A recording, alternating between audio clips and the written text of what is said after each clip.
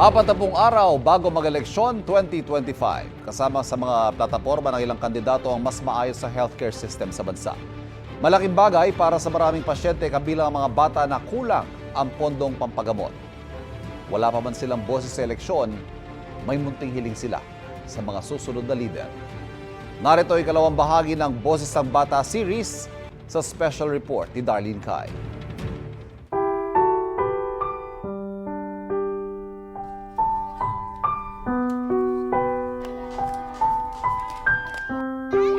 Ang kada umaga ay milagro para sa batang si Zoe. Para kasi sa tulad niyang may leukemia o cancer sa dugo, hindi tiyak ang bukas.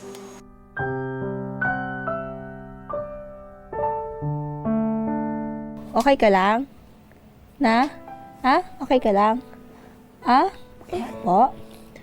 Anong masakit? Maraming mga araw na tulad nito nang hihina si Zoe kaya hirap siyang bumangon. Ngayon lang siguro, ma'am, dahil magapo yung ano niya, yung natusok niya sa chemo. Ngayon. Buti nga po, ma'am, hindi siyang, minsan nag-chill po siya, mami malamig, mami malamig.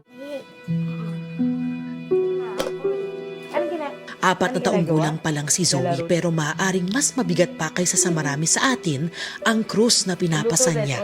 Luto ulit. 2 taon na siyang nakikipaglaban sa leukemia. Ramdam niya ang mga malalang sintomas gaya ng pagsusuka ng dugo, panghihina at kawalan ng ganang gumawa ng kahit ano. Hanggang sa nawala na siya ng buhok nang sumailalim siya sa chemotherapy. Daan-daan na ang medical procedures at hindi na mabilang ang mga oras na ginugugol niya sa loob ng ospital.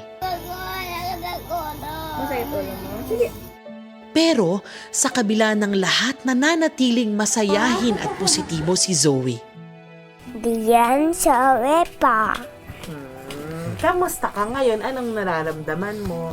Okay lang po. Sa mura niyang edad ay mulat na siya sa realidad ng kanyang sitwasyon. Ano ginagawa niyo sa AUM? Ijik dugo po. Kimo din po. Saan ka ini-inject? Masakit? Hindi po.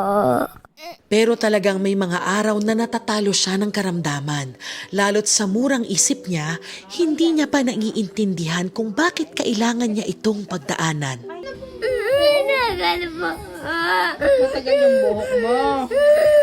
Matagal yung buhok mo. Ayaw mo naman kasi suot ng wig mo.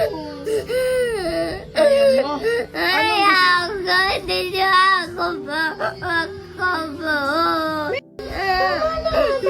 Wala na. Dapat hindi na ako gabi. Hindi ko po alam kung yung anong iisipin ko, Lord. Binigay ko naman po yung lahat. Ganun. Bakit po nangyari sa anak ko po yun? Hindi naman po kami masamang tao. Ganun. Parang madaming tumatakbo. Kaya lahat po is sinurrender ko sa Panginoon.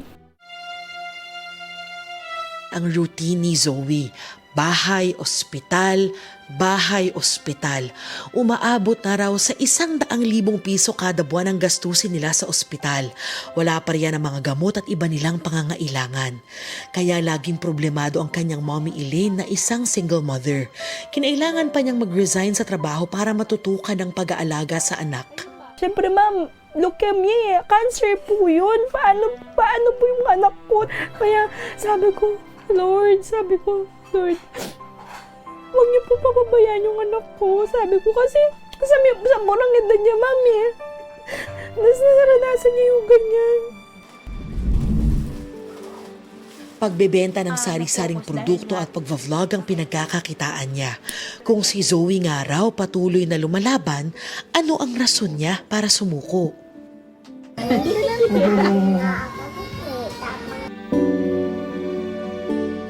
Gusto niya pong gumaling.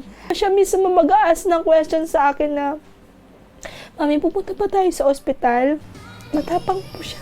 Bilang nanay, nagiging matapang din po ako dahil nakikita ko pong lumalaban yung anak ko. Noong minsan daw na magka-emergency si Zoe ay 8 oras silang pumila sa pampublikong ospital. Pero hindi pa rin sila na-admit. Mamamatay ka, ma'am. Mamamatay ka dahil wala kang pera. Kakaunti pa raw ang nakocover ng PhilHealth sa kanilang medical bills. Kaya lumalapit din si Elaine sa iba't ibang ahensya gaya ng DSWD, PCSO at LGU para humingi ng tulong pinansyal. Perang pampagamot nga ang numero 1 problema ng mga batang may cancer base sa karanasan ng isang organisasyong tumutulong sa kanila. Ang Bahay Aruga ay organisasyong nagbibigay ng libreng matutuluyan para sa mga batang may cancer at kanilang pamilya na dumarayo sa Maynila para magpagamot. Nag-a-abandon treatment ang mga pasyente. It means na inuuwi na sila sa province, antay na lang kung hanggang kailan ang bata. Kaya po nabuo ang Bahay Aruga. Nagbibigay rin sila ng financial assistance sa mga pasyente at programang pangkabuhayan para sa mga magulang ng pasyente. Mahirap, mahaba at mahal ang gamutan ng cancer. Problema pa raw ang puno ang mga ospital at kakulangan sa mga espesyalistang tututok sa mahihirap na pasyente. Ang gamutan kasi ng cancer ay napakamahal. Talagang aabot po ng milyon. Hindi ko rin din naman kasi masisi ang government, syempre sa dami ng pasyente nilang ina-accommodate. Meron lang allotted na amount per patient. So kapag nag-exceed ka na kasi sa request mo, hindi ka na pwedeng mabigyan pa ulit. So yun nagiging problema ng mga magulang. Saan pa sila pwedeng humingi ng tulong? Hindi bababa sa 5,000 bata ang nadadiagnose sa may cancer taon-taon ayon sa Aruga sa Batang May Cancer at UP Open University. Karamihan sa kanila nasa advanced stage na. Maliban sa cancer, may iba pang problema sa kalusugan ang mga batang Pilipino. Ayon sa UNICEF, nasa 2 milyong bata sa Pilipinas ang severely food poor o labis ang kakulangan sa makakain. Kaya patuloy ang problema ng malnutrisyon na sanhi ng iba't ibang sakit ng mga bata. Ang hiling ko po talaga din, sabi nga nila, palakasin yung ating healthcare. Sana po tuloy-tuloy yung suporta na yun. Sana nandun yung maging care, yung care nila, and yung empathy sa mga pasyente.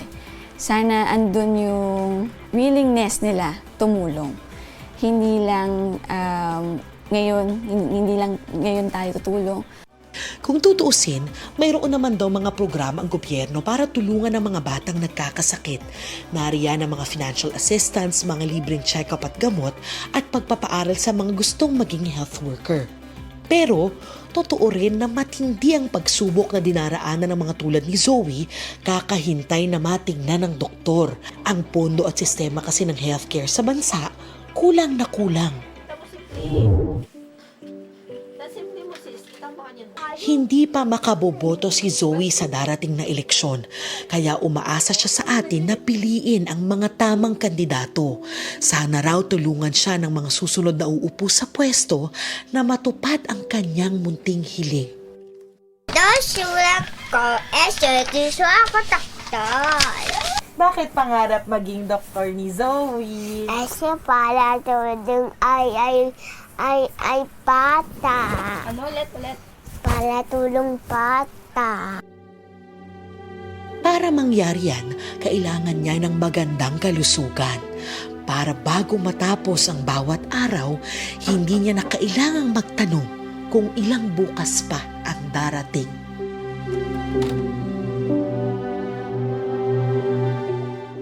Ito ang unang balita. Darlene Kai para sa GMA Integrated News. Bukod po kay Zoe, marami pa ibang batang may cancer na nangangailangan ng tulong. Sa Bahay Aruga, may 20 batang may cancer mula sa iba't ibang probinsya at kasalukuyang nagpapagamot sa Metro Manila. Kailangan po nila ang ating tulong. Kapuso, huwag magpapahuli sa latest news and updates. Maging una ka sa balita at mag-subscribe sa YouTube channel ng GMA Integrated News.